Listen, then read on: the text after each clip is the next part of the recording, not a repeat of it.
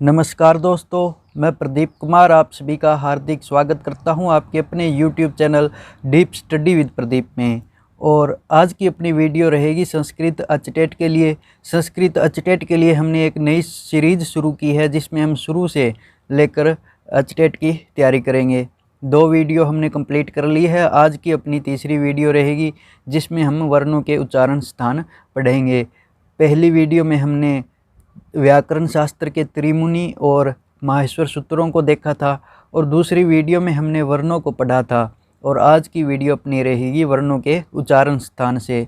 और इस टॉपिक से पीछे के एग्ज़ाम के अंदर किस प्रकार से प्रश्न आए हैं उन्हें हम पहले देख लेते हैं। ये है अपने 2018 के अचटेट टीजीटी का सेट सी का पेपर है ये, ठीक है। उसमें 147 नंबर प्रश्न था कि पाणिनि शिक्षा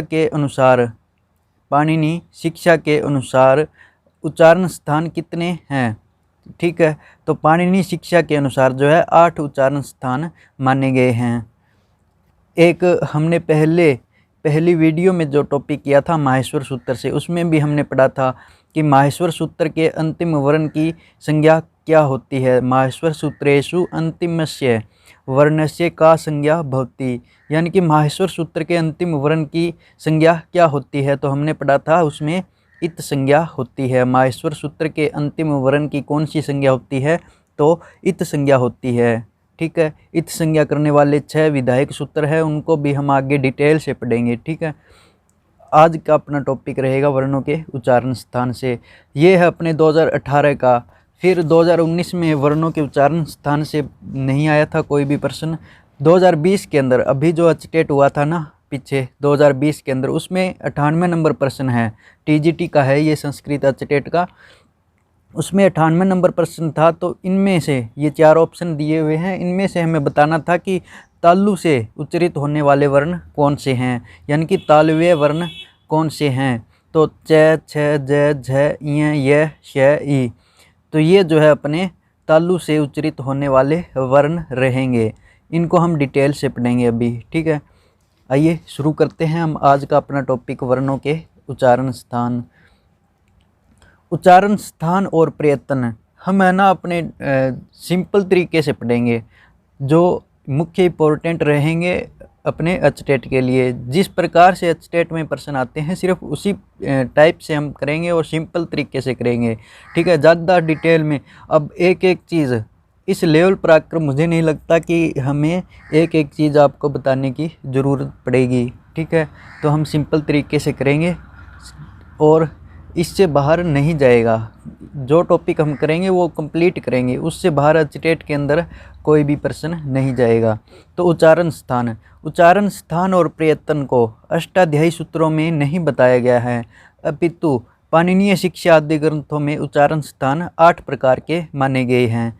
तो यह प्रश्न आया हुआ था ना कि पाणिनीय शिक्षा के अनुसार उच्चारण स्थान कितने माने गए हैं, तो 8 जो है उच्चारण स्थान माने गए हैं। अष्टौ स्थानानि वर्णानाम उर कंठ शिरस्तथा जिह्वा मूल च दंतश्च नासिकोष्ठो च तालु च, ठीक है। वर्णों के उर को जो है अपने उच्चारण स्थान माना गया है पाणिनीय शिक्षा के अनुसार।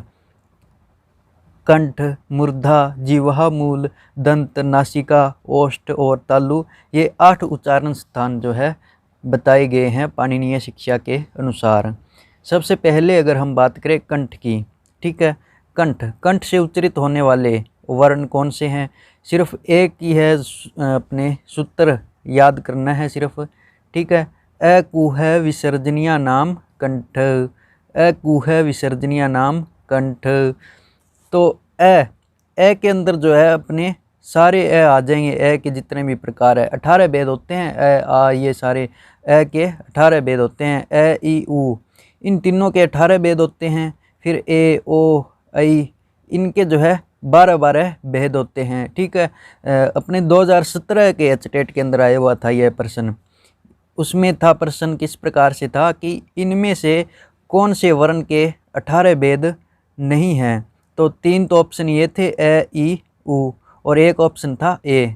तो ए अपना राइट आंसर रहेगा। उसके 18 भेद नहीं है, उसके 12 भेद है। इनको भी हम डिटेल से पढ़ेंगे आगे जब हम यत्न करेंगे, यानी कि प्रयत्न, अभ्यंतर यत्न और बाह्य प्रयत्न, उसमें हम इनको डिटेल से करेंगे। एक बार यहाँ पर सिर्फ इतना जानिए कि ए ई उ इनके जो है 18 भेद होते हैं, और ए ओ आई औ इनके जो है अपने 12 भेद होते हैं। तो सबसे पहले है कंठ से उच्चारित होने वाले अपने वर्ण कौन कौन से हैं। अ कु है विसर्जनीय नाम कंठ, यानी कि ए के अंदर ए आ ये 18 सारे के सारे आ जाएंगे। ए आ गया। कु का हमने पहली वीडियो में पढ़ा था ना, कल ही दूसरी वीडियो में हमने पढ़ा था कु का मतलब यानी कि क वर्ग। क वर्ग में कौन कौन से आते हैं, क ख ग घ अंग। तो ए क वर्ग पूरा, यानी कि क ख ग घ और अंग, इन पांचों का ए आ और है का, ठीक है और विसर्ग, जो विसर्ग होते हैं ना, इनका उच्चारण स्थान क्या है, कंठ है। इनका उच्चारण स्थान क्या है, कंठ है।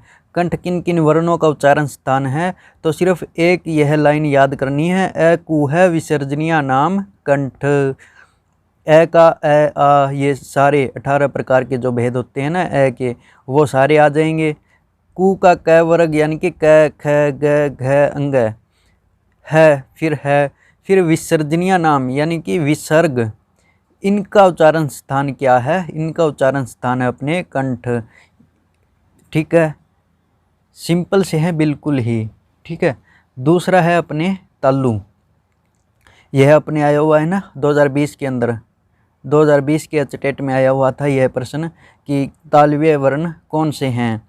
तो इचु यशा नाम तालु, इचु यशा नाम तालु। ये देखिए इचु यशा नाम तालु। इचु का ई और ई ये 18 भेद हो गए, ई और ई। फिर च वर्ग, चू का च वर्ग यानी कि च छ ज झ ई, और फिर य और श, इनका क्या होगा अपने उच्चारण स्थान तालु रहेगा। ये देखिए यहाँ पर इचु यशा नाम तालु, तो ई आ गया। फिर चू का च वर्ग यानी कि च छ ज झ ई, यशा नाम यानी कि य और श, इनका उच्चारण स्थान क्या है, तालु है, इसलिए इनको तालव्य वर्ण कहा जाता है। ठीक है, यह अपने आया था 2020 के अंदर।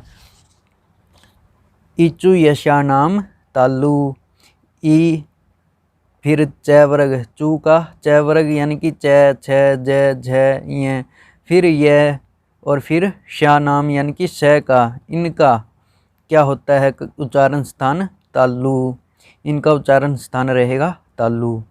आगे है मूर्धा।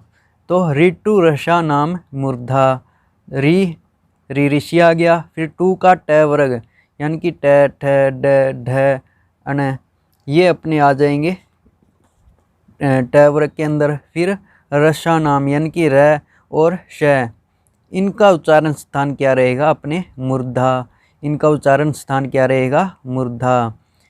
आगे है अपने दंत। दंत में लृतु लसा नाम दंता, यानी कि लरी का लरी हो गया, तू का त वर्ग हो गया, त थ द ध न, और लसा नाम यानी कि ल और स, इनका उच्चारण स्थान क्या रहेगा, इनका रहेगा दंत। यानी कि दांत से उच्चारित होने वाले वर्ण कौन से हैं, तो ये रहेंगे लरी, त वर्ग पूरा, त थ द ध न, ल और श, ये अपने हो जाएंगे दंत से उच्चारित होने वाले वर्ण। आगे हम अगर बात करें ओष्ठ की, तो उपपधमानिया नाम ओष्ठो, यानी कि ऊ हो गया, ऊ या ऊ, ये हो जाएंगे सारे भेद ऊ के। फिर ऊ का प वर्ग, प में प फ ब भ म, ये आगे। और उपपधमानीय हमने पढ़ा था पीछे, कौन कौन से थे, प और फ के आगे जो अर्ध विसर्ग होते हैं, प और फ के आगे जो अर्ध विसर्ग होते हैं उनको उपपधमानीय कहा जाता है। और जीवा मूल्य कौन से होते हैं, जिनके क और ख के आगे, क और ख के आगे अगर अर्ध विसर्ग होंगे उनको अपने कहेंगे जीवा मूल्य। और उपपधमानीय कौन से हैं, प और फ के आगे जो अर्ध विसर्ग होते हैं वो उपपधमानीय होते हैं। यहाँ पर उपपधमानीय, यहाँ पर प आ रहा है ना, प से हम याद रखेंगे प और फ वाले उपधमानीय में हो जाएंगे। प और फ के आगे अर्ध विसर्ग वो उपधमानीय, और जिह्वा मूल्य क और ख के आगे विसर्ग जो होंगे अर्ध विसर्ग वो होंगे जिह्वा मूल्य। तो ओष्ठ से उच्चारित होने वाले वर्ण कौन से हो जाएंगे? ऊ हो जाएगा, प वर्ग पूरा हो जाएगा यानी कि प फ ब भ मैं, और उपधमानीय यानी कि अर्ध विसर्ग प और फ के आगे जो हैं इनका उच्चारण स्थान क्या रहेगा? ओष्ठ होगा। ओष्ठ से उच्चारित होने वाले कौन कौन से वर्ण हैं?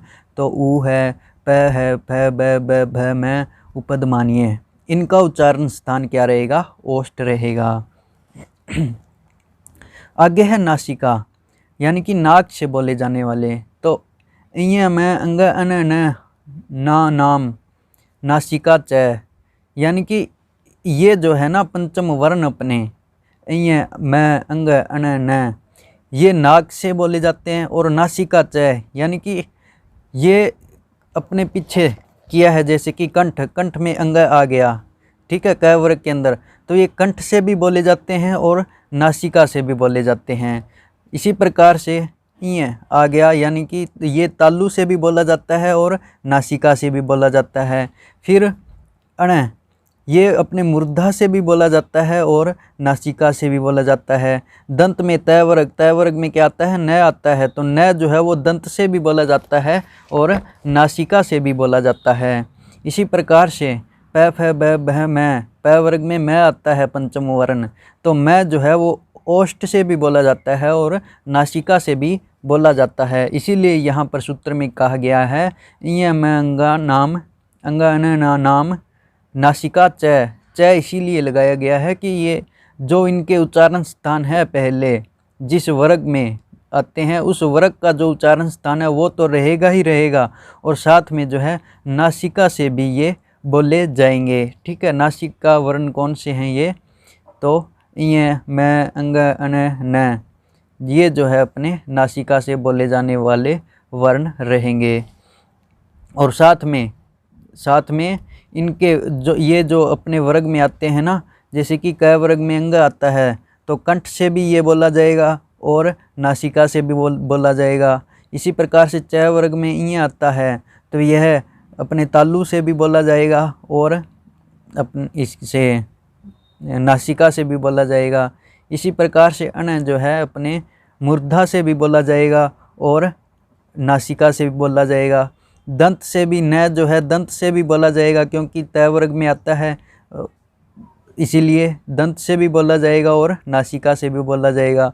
और मैं जो है वो ओष्ठ से भी बोला जाएगा और नासिका से भी बोला जाएगा, क्योंकि प वर्ग में आता है मैं, और प वर्ग जो है वो ओष्ठ से उच्चारित होता है, इसीलिए ओष्ठ से भी होगा और नासिका से भी होगा। ठीक है, आगे है कंठ तालु। कंठ तालु ए दयितौ कंठ तालु यानी कि ए और आई ये दोनों जो है कंठ तालु, कंठ और तालु दोनों से बोले जाते हैं। कंठ तालु से कौन कौन से वर्ण बोले जाते हैं? ओ ए और आई। क्या कारण क्या है इसका? तो अपने ए बनता किससे है? ए प्लस ई, इन दोनों से बनता है ना, ए और ई। संधि पढ़ी होगी गुण संधि, उसमें ए और ई दोनों मिले तो ए बनेगा।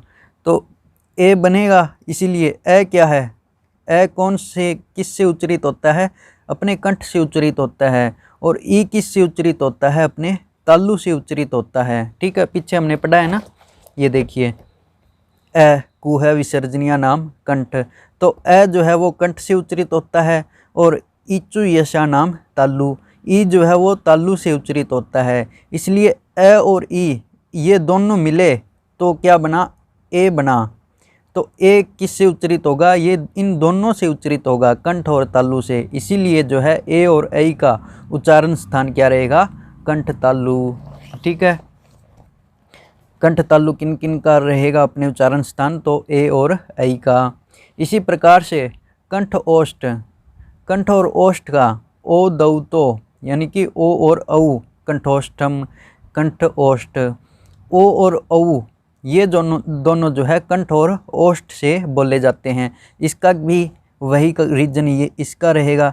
ए और ऊ ओ किससे बनता है, ए और ऊ ये दोनों मिलेंगे तब ओ बनेगा।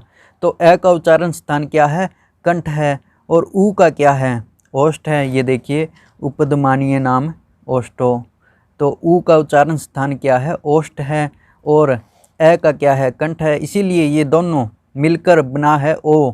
तो इसीलिए ओ का उच्चारण स्थान क्या रहेगा, कंठोष्ठ।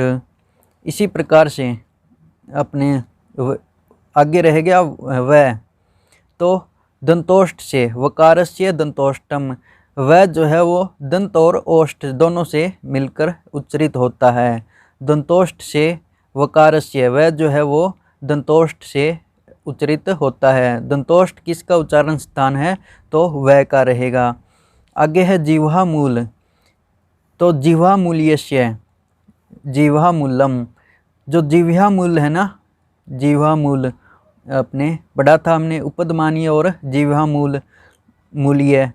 तो क और ख, जिह्वा मूल्य कौन से होते हैं, क और ख के आगे अर्ध विसर्ग वो अपने जिह्वा मूल से ही बोले जाते हैं। क और ख के आगे जो अर्ध विसर्ग होते हैं उनका उच्चारण स्थान जो है वो जिह्वा मूल रहेगा। ठीक है। और उपदमानीय नाम का क्या था उच्चारण स्थान, तो ओष्ठ रहेगा, प और फ, क्योंकि अर्ध विसर्ग है इनके आगे और प वर्ग जो है वो अपने आते हैं ओष्ठ के अंदर, इसीलिए ओष्ठ से बोले जाते हैं उपदमानीय। और जिह्वा मूल जो है वो, जिह्वा मूल्य जो है वो जिह्वा मूल से बोले जाते हैं। अर्ध विसर्ग है ना क और ख के आगे, वो अपने जिह्वा मूल से बोले जाते हैं। ठीक है। फिर नासिका अनुस्वारस्य, अनुस्वार जो है वो भी नासिका से बोला जाता है। अनुस्वार, अनुस्वार जो है ना ऊपर, ये अपने नासिका से उच्चरित होता है। यह था अपना आज का टॉपिक। मेरे हिसाब से आपको समझ में आया होगा अच्छे से। और मिलते हैं एक नई वीडियो के साथ नए टॉपिक में। तब तक के लिए goodbye and have a nice day. जय हिंद, जय भारत।